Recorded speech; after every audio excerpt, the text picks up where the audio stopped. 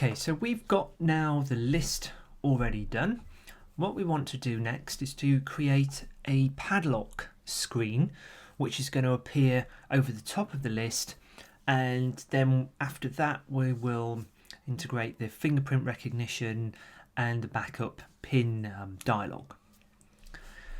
So in order to do this, we're going to add more code here. So I want to split what we have into another file just to make it a little bit easier to maintain and control going forward. So let's create a new file, and we're going to put this password list code into that file.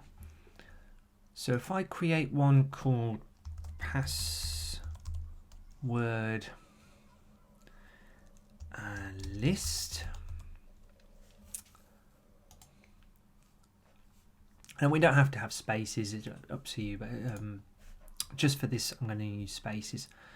And in this file we want to copy all of this code here, so we're just going to take that across and put it into our file, and we're going to just create some comments at the top. Password list, and we could have a description here as well, which is probably a good idea, but we just leave it at that. Now we need to bring it in, so what we're going to do is at the top of our thing, we'll do it after the config there, we're going to add load up the script. So we can do that using the app.script. Now you've got app.loadScript as well there, and what that does is asynchronously loads the script, but we want, for this case, we want to load it synchronously, so it's ready for when the onStart function is called. So call our file,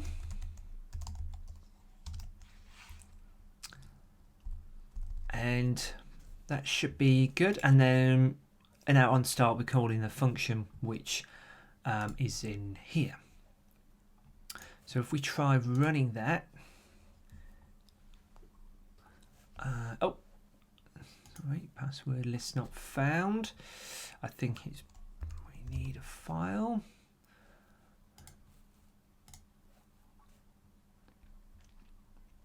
Yep, my mistake there, just missed the file extension.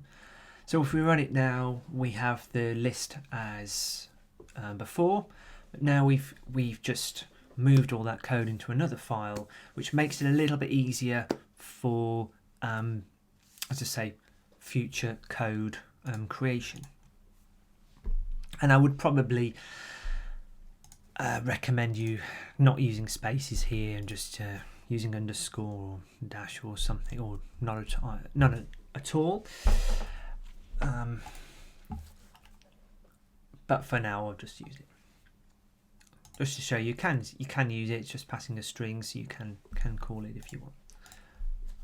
Okay, right, so moving on, we're going to now integrate the padlock code.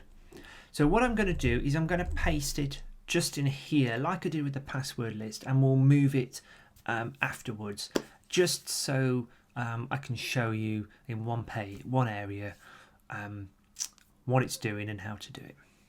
Okay, I've inserted the code to create the padlock screen. Now let me go through it with you.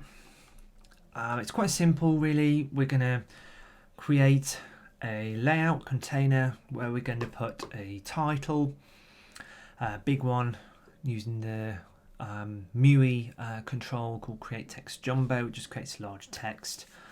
Call it password vault. We're going to pass it. It's always useful when you're putting text in on a DS app to use the multi-line option, which is available on the text, create text as well, standard one, and that will just make sure that your text is not lost off the screen if you're looking at it on a smaller device. And well, you just put another little paragraph text underneath with versions, give it some margin, and then under that we're creating a button, and it's going to be using the Font Awesome icon stack here, and it's called FA Lock. And you can use any Font Awesome icons. If you just search for the Font Awesome icons online, and you'll be able to get a long list of what's available. So you can use them by just putting the brackets in there.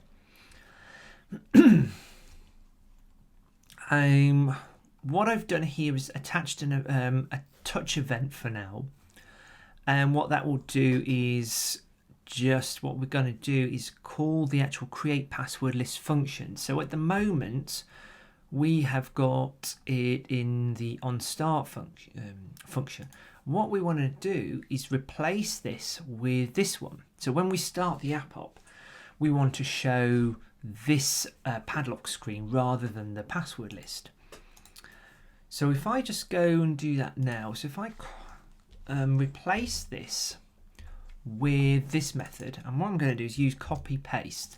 The reason for that is because it minimizes errors. Easily done, but typos are so easy to create in programming. So we're just going to put show padlock screen. So now what we're going to, if we run it, what we should see is the padlock screen appear, and then when we tap the button, it's going to load up our password list.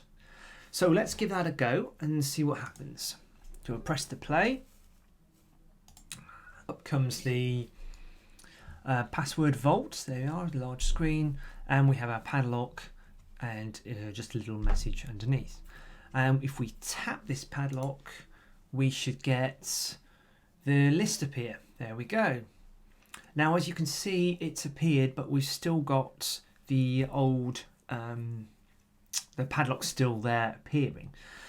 Now, how to get rid of that, or what we can do for that, is if we go to the password list, the reason it's doing that is we need to change the background of the thing. And the simplest way to do that is if we look at create layout here, this is a password list container which contains all of this code, the controls for this. We're using the standard DS app.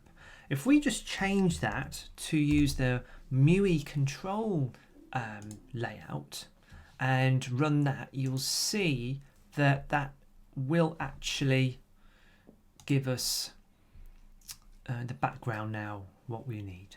So there you are, brilliant. And to just add a little bit more panache, if we want, because at the moment, let me just rerun this. You will see, if you tap that, you don't know really what's happening, do you? You think something's loading, but we're not sure. So what we can do is we can just add show progress. So what that's going to do is show us a spinner on the screen. And after it's loaded, finished loaded, we then need to just hide the spinner, the progress. So we can just call that. So what that's going to do is when we tap the padlock, it's going to call this function, and we're just going to show it a spinning thing. So it's basically some user experience feedback. Always important with apps, I think. You should always think of the end user and what they are wanting to do and make their life easier. So if we running this now, if we press this, you'll see now, you see that round thing, and then there. It just makes it look and feel a little bit more user-friendly and intuitive. Right, so where are we at now? Well, we've created this list. We've got this list working, and we've also now created a padlock screen which is shown when we run the app. So next, what we need to do, if I run this again, I'll show you. Right, we have got the front screen working. What we now need to attach is the fingerprint recognition and the backup pin code dialog. So that's what I will now show you in the next tutorial.